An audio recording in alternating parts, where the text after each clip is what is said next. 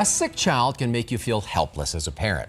It's a reality the Nash family faced 23 years ago with their daughter, Molly, who was born with a rare genetic disease, one that would eventually kill her. So they decided to have another baby to save their little girl. And we sat down with the family to find out where they are now and how they feel about that decision that captured the attention of the world.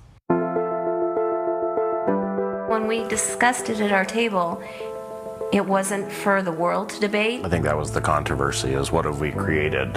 How far would you go to save your child? It was my baby.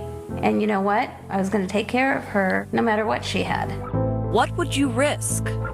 I could be killing my daughter, and I signed the paper to say, go do it. To give them a chance at life. She's not supposed to survive, and she's not supposed to make it through. Well, too bad. She's going to.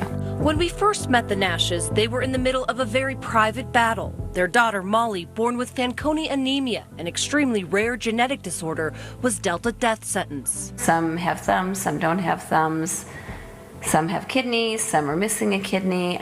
But ultimately they all develop bone marrow failure. For the Nashes, that moment came when Molly was just 6. Unable to find a bone marrow match, they would be faced with a big decision, one the world would soon weigh in on. When we did this, sitting at our kitchen table, this was a way to have a healthy family.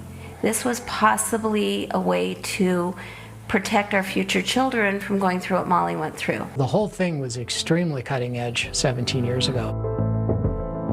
That's where fertility doctor William Schoolcraft came in. Through IVF, he helped the Nashes have a second child, selecting an embryo without the Fanconi gene, meaning if the baby's tissue matched Molly's, the baby's cord blood had the potential to save her life. It has the stem cells that were needed to replenish her bone marrow and regenerate these cells that she was genetically lacking. And it had to come from somebody whose tissue type was incredibly close to hers, so her body wouldn't reject these cells. Their decision made headlines around the world. Suddenly, the Nashes found themselves at the center of an ethical debate, one about genetic testing and designer babies, with backlash over a savior sibling some dubbed Frankenstein baby, and criticism over using genetic screening to have a child with a trait to benefit someone else. If it was you, and you were in my shoes, I think you'd react a whole lot differently. And the people that would continue with I'd let my child die, I tip my hat to them. Good for you that you could watch your child die and not do something.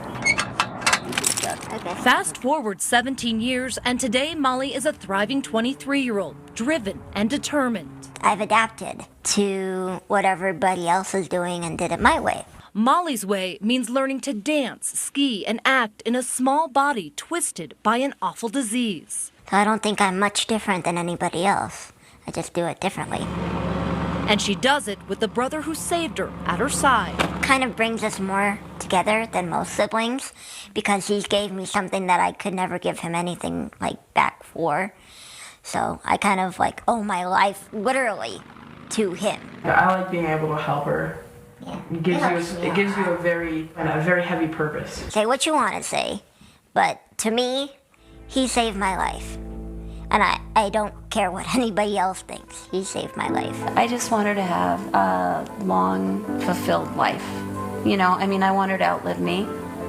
I want her to be 80, but I also don't want her to suffer.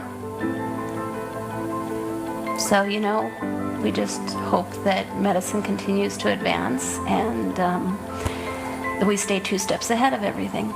2 steps ahead of everything, and to the ends of the earth, they say, when asked how far they will go to save their child. And the Nashes went on to have a third healthy child and used IVF to ensure that child also did not have the Fanconi gene.